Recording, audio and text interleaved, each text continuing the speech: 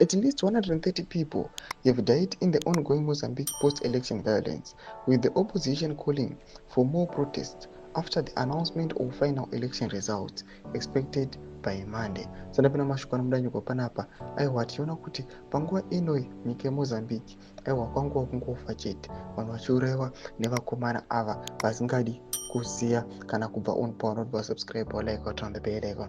Timida pahindo x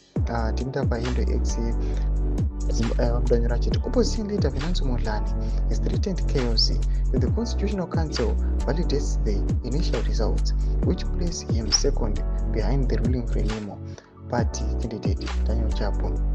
Mondlane, speaking from self-imposed exile, said that if the election results reflects election fraud, peace would prevail, but if found fraudulent, it would lead to disorder and chaos.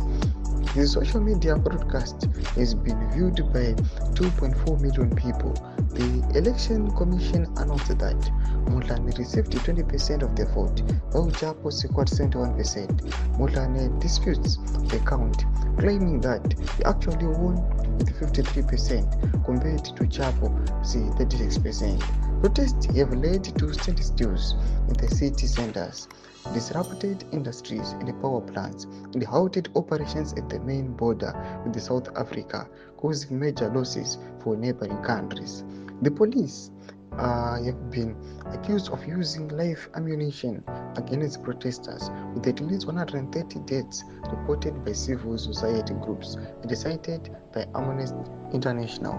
Tomashika tiri kuona kuti aiwa the chaos iri kuitika kuMozambique iri kukontinya.